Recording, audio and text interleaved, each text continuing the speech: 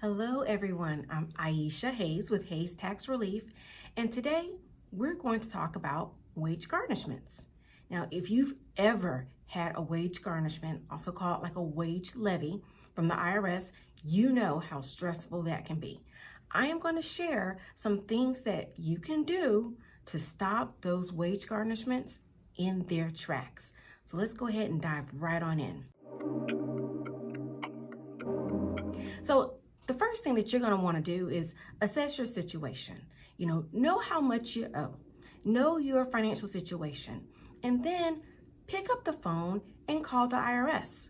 Because the second key is to communicate, because just ignoring it will not make it go away. I promise you, it's going to be there.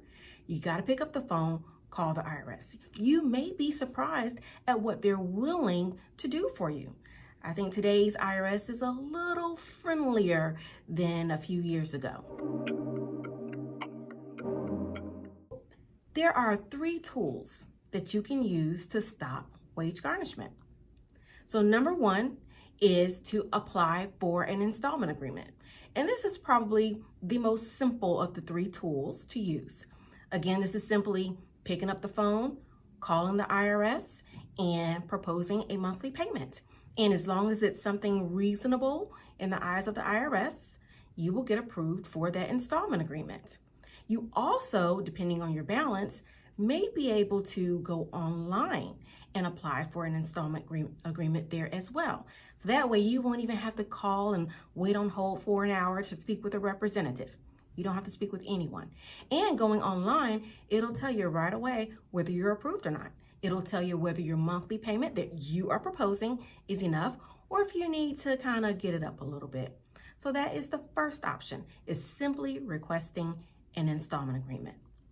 Number 2 is to apply for an economic hardship, or to declare financial or economic hardship.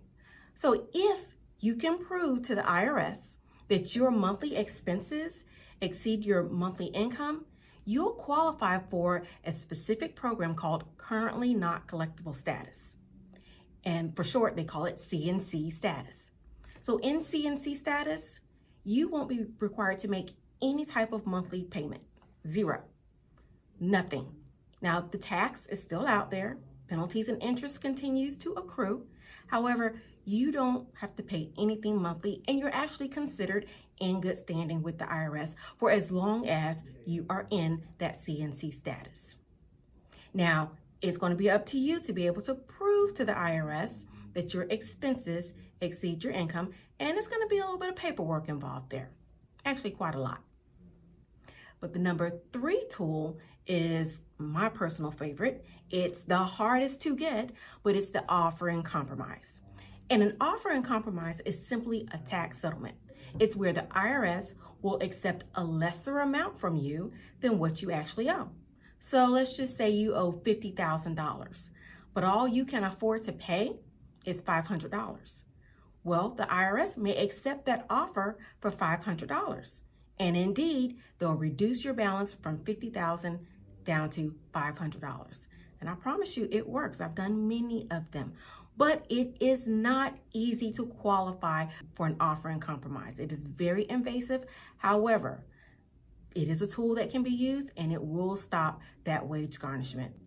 Now, outside of these 3 tools that we've talked about here, you may be able to just simply call up the IRS, explain your situation, and in some cases, I've had the IRS go ahead and just do either a full release of the garnishment, of the wage garnishment, or sometimes they'll do a partial release of the wage garnishment. So perhaps they were set to garnish, $2,000 a month from your wages.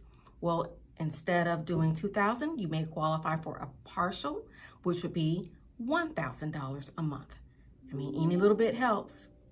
But if you find yourself, confused by this whole process, or you just need some help, feel free to give me a call. I'm happy to do a free confidential consultation. Just call me at 704-298-1040.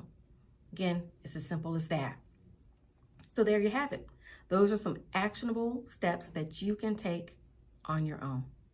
See you in the next video.